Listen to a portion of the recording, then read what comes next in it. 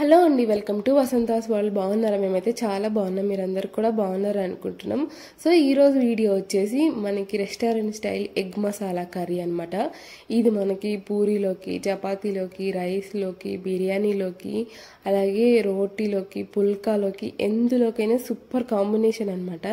నేను last time చెప్పాను కదా, ఎగ్ కర్రీ ఇలా చేస్తాను, ఇంకో రకంగా కూడా చేస్తాను, అదేంటి అని చూపిస్తాను అనేసి. సో అది వచ్చేసి ఇదే అనమాట, ఎగ్ మసాలా కర్రీ. ఒకసారి నా స్టైల్లో ట్రై చేయండి, మీకు కూడా చాలా బాగా నచ్చుతుంది. సో ఇప్పుడైతే ప్రాసెస్లోకి వెళ్ళిపోదాం. ఫస్ట్ అయితే బాండి తీసుకొని ఆయిల్ వేసేసుకొని అది హీట్ అయిన తర్వాత మనం ఆనియన్స్ వేసుకోవాలి. నేనైతే ఒక 2 ఆనియన్స్ తీసుకున్నాను, సరిపోతుంది, ఇద్దరికి కర్రీ సరిపోతుంది. సో ఆనియన్స్ మంచిగా ఫ్రై చేసుకోవాలి, గోల్డెన్ బ్రౌన్ కలర్ వచ్చే వరకు. సో అలా వేయించిన తర్వాత ఇప్పుడు ఒక మిక్సీ జార్లోకి తీసేసుకోవాలి. ఇంకా అందులోనే టమాటో అలాగే జీడిపప్పు, ఈ టైంలో మీ దగ్గర ఫ్రెష్ అల్లం అలాగే వెల్లుల్లి ఉంటే ఈ టైంలోనే వేసేసుకొని మంచిగా మిక్సీ పట్టేసుకోండి. అలా మిక్సీ పట్టేసుకొని పక్కన పెట్టేసుకొని ఎగ్స్ బాయిల్ చేసుకోవాలి. ఇప్పుడు మీరు ముందే ఎగ్స్ బాయిల్ చేసుకున్నా పర్లేదు, నాకు కొంచెం టైం లేక నేను ఎగ్స్ ముందు బాయిల్ చేయలేదు, నేను వేరే పని వల్ల ఇది బాయిల్ తర్వాత చేశాను అనమాట. సో నా దగ్గర అయితే ఎగ్ బాయిలర్ ఉంది, సో అందుకని నేను ఎగ్ బాయిలర్లో వేసాను. మీరు మామూలుగా అయితే వాటర్లో కొంచెం సాల్ట్ వేసి ఉడకబెట్టేసుకోండి.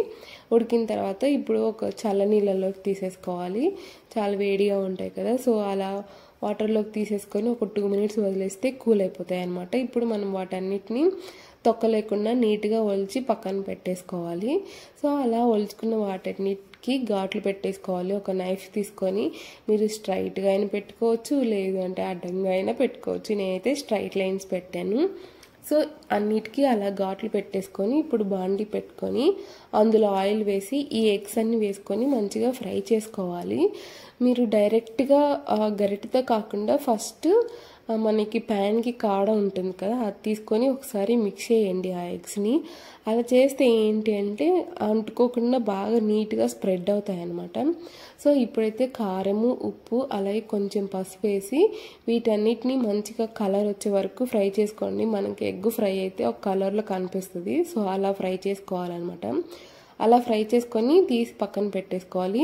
నేను ఆయిల్ చాలా తక్కువ వేస్తాను, అందుకని నా కర్రీస్లో మీకు ఆయిల్ ఎక్కువ కనిపించదు, సో కొంచెం అర్థం చేసుకోండి.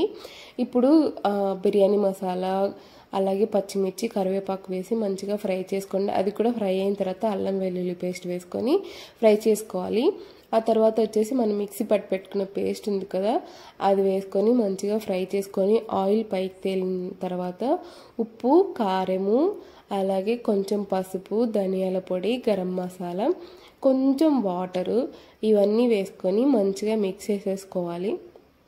ఈ టైంలో మొత్తం వాటర్ వేయద్దు, కొంచెం వాటర్ వేసుకొని ఇలా మంచిగా కలుపుకొని ఇప్పుడు ఆయిల్ పైకి తెల్లిన తర్వాత మనం ఫ్రై చేసి పెట్టుకున్న ఎగ్స్ అలాగే ఇంకా వాటర్ కన్సిస్టెన్సీకి సరిపోయే వాటర్ వేసుకొని మంచిగా మిక్స్ చేసుకోవాలన్నమాట.